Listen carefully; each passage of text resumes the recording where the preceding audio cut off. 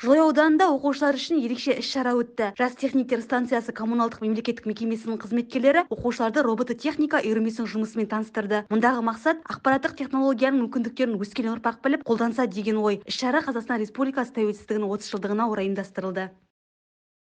Жас техниктер станциясында роботтық техника үйірмесі бар.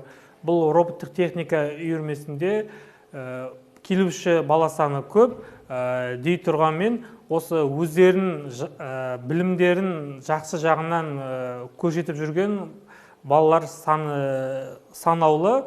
Осы өскелең ұрпақты ғылым мен білім техника саласының білгір маманы болуға жол көрсету мақсатында біздің үйірме жұмыс жасап келеді.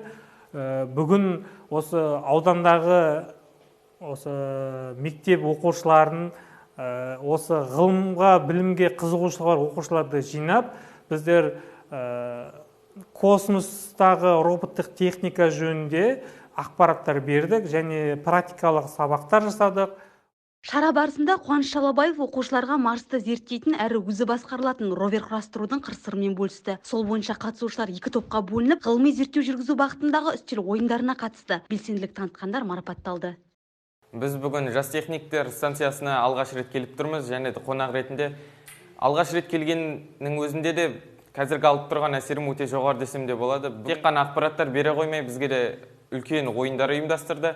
Бұл ойындар сол техникаларға байланысты болды, және де өте қызық болды. Бұл іс-шара болашақта мамандығын осы робототехникамен ұштастырғысы келетін оқушыларға мол мүмкіндік береді дейді ұйымдастырушылар. Перизат Қизатова, Думан Абылқайыров, Каспия Ньюс, Жылой ауданынан.